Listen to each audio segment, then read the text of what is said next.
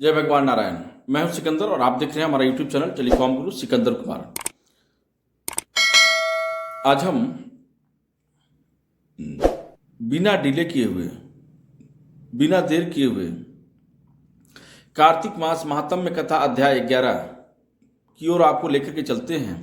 कथा को श्रवण कीजिए ध्यानपूर्वक, ताकि भगवान विष्णु की आप पर विशेष कृपा बना रहे। चूंकि वह जगत पिता हैं और त्रिगुणातीत हैं, त्रिलोकी धाम हैं, उनकी सिर्फ संकल्प मात्र से कुछ भी संभव है।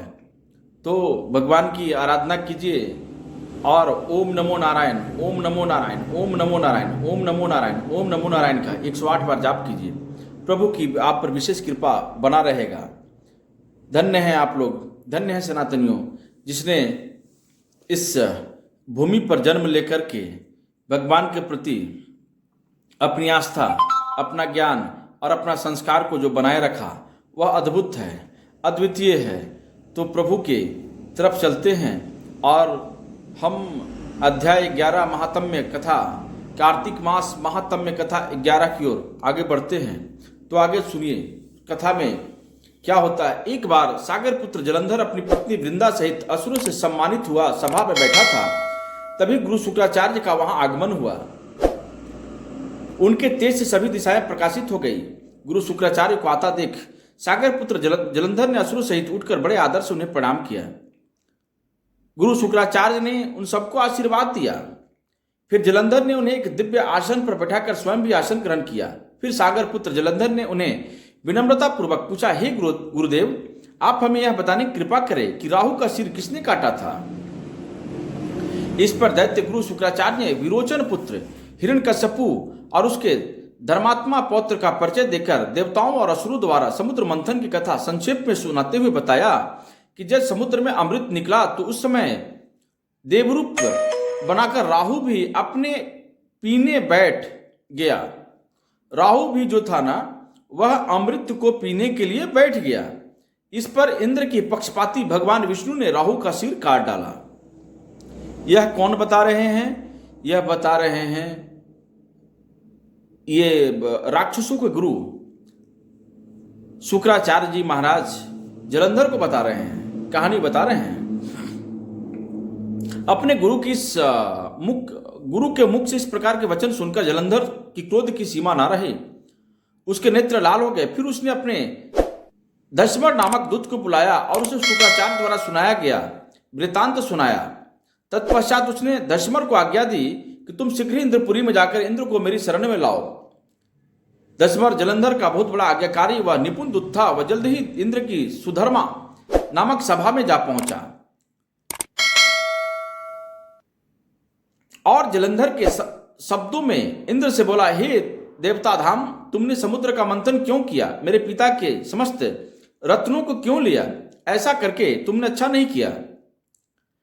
यदि तू अपना भला चाहता है तो सब रत्नों एवं देवताओं को मेरी शरण में आ जा, अन्यथा मैं तेरे राज्य को ध्वंस कर दूंगा। और कुछ भी मिथ्या नहीं है।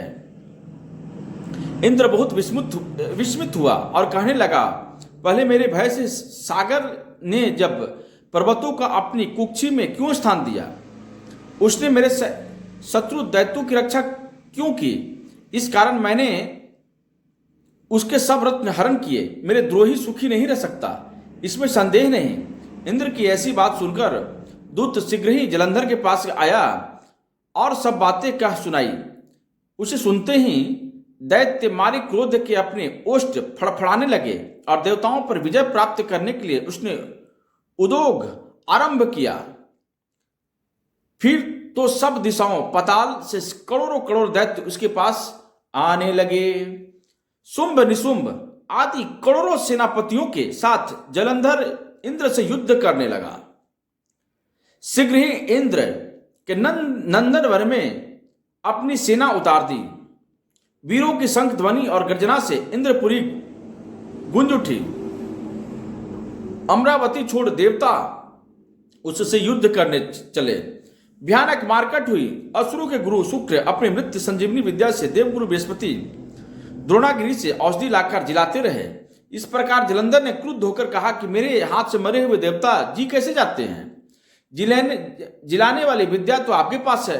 इस पर शुक्राचार्य ने देवगुरु द्वारा द्रोणाचार्य से औषधि लाकर देवताओं को जिलाने की बात कह दी। यह सुनकर जलंधर और भी कुपित हो गया और फिर शुक्राचार्य जी ने कहा, यदि शक्ति हो तो द्रोणागिरी को उखाड़कर समुद्र में फेंक दो, तब मेरे कथन की सत्यता प्रमाणित हो जाएगी। इस पर जलंधर कुपित होकर जल्द ही द्रोणागिरी पर्वत के पास पहुंचा और उसने अपनी भुजाओं से पकड़कर द्रोणागिरी पर्वत को उखाड़कर समुद्र में फेंक दिया। यह तो भगवान शंकर का तेज था, जिसे जलंधर की कोई विचित्रता नहीं थी। तत्पश्चात यह सागर पुत्र युद्ध भूमि में आकर बड़े तीव्र से देवताओं को संहार करने लगा। जब द्रोणाचार्य जी औषधि लेने गए तो द्रोणाचार्य को उखड़ा हुआ शून्य पाया। वह भयभीत हो देवताओं के पास आए और कहा कि युद्ध बंद कर दो, जलंधर को आप नहीं जीत सकोगे।